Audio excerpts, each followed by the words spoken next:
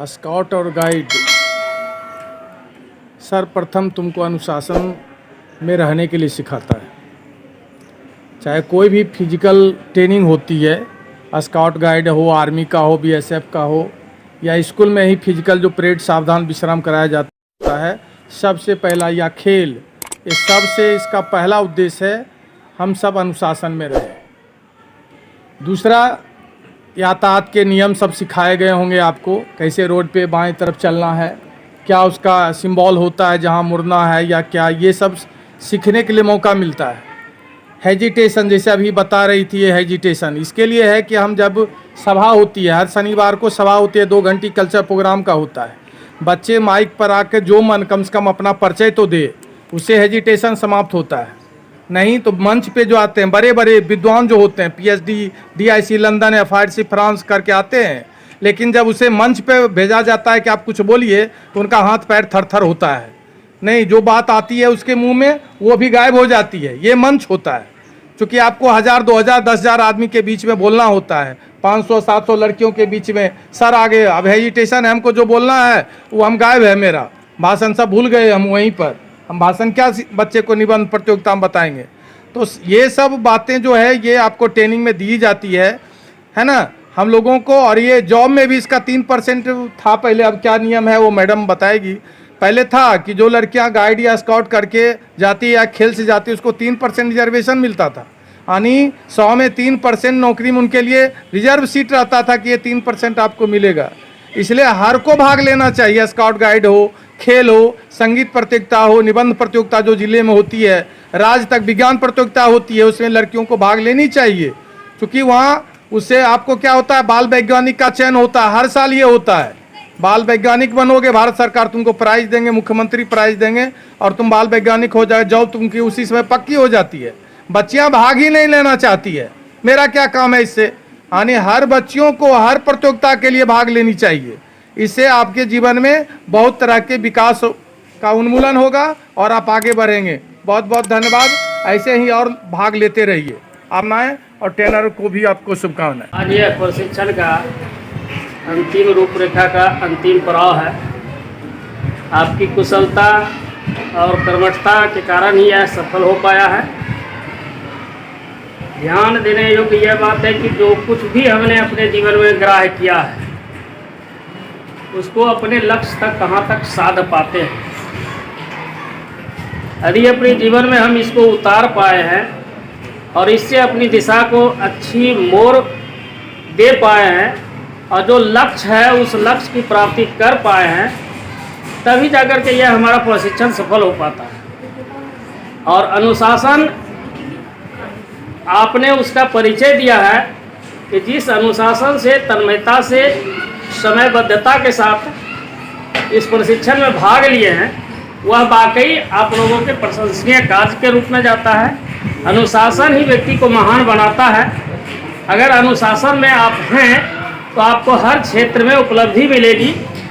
अगर अनुशासन से विचलित होते हैं तो हर प्रत्येक क्षेत्र में आपको जो है और कुशलता का सामना करना पड़ेगा। अनुशासन बच्चों की ज़िंदगी के लिए सबसे पहली कड़ी है। हर क्षेत्र में जो है अनुशासन है, चाहे वह घर हो आपका, बाहर हो, कहीं जा भी रहे हैं तो वह अनुशासन आपके साथ जाता है, तो आपका प्रत्येक सफलता की सीढ़ी दुगनी तेजी से जो है आगे बढ़ेगा। और इसी कामना और शांति के साथ हम अपनी वाणी को विराम देते हैं कि आप अपने जीवन में जो है अनुशासन को कभी पीछे मत छोड़िएगा।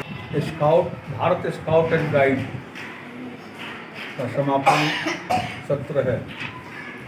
जिस तरह से आप लोग भारत स्काउट एंड गाइड का प्रशिक्षण ले रहे हैं, प्रथम सोपान है। मैं भी जब अपने बाल्यकाल, विद्यार्थी काल, छात्र जीवन में इस स्काउट एंड गाइड का प्रशिक्षण सभी सत्रों का, सभी सोपानों का सफलतापूर्वक प्राप्त किया था। और इसके और बहुत सारे फंक्शन होते हैं, उसमें भी हम अटेंड किए थे। तो अच्छा है, भारत जैसा कि नाम है, भारत लगा हुआ है, स्काउट एंड गाइड पूरे दुनिया में है।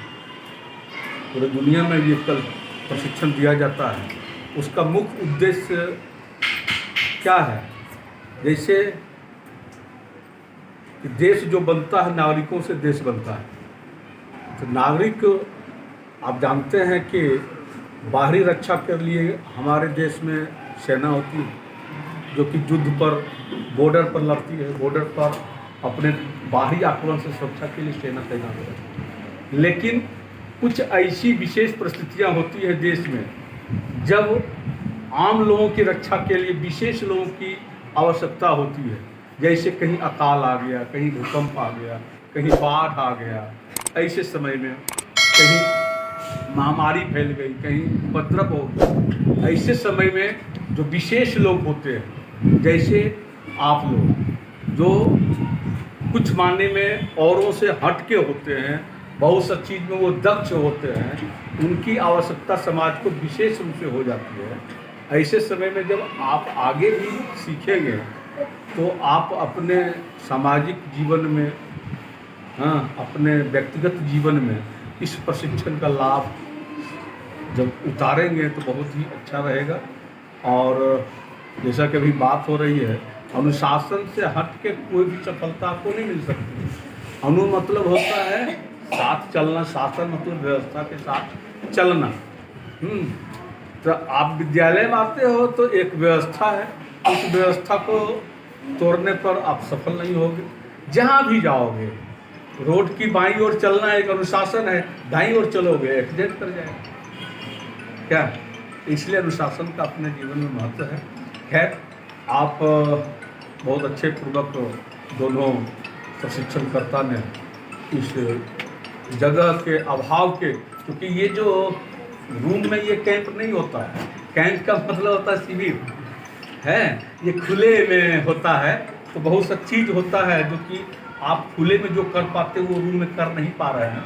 खैर, इन सब अभावों के बीच भी जिस कुशलतापूर्वक इन्होंने आप लोगों को प्रशिक्षण दिया, ये काबिल तारीफ है।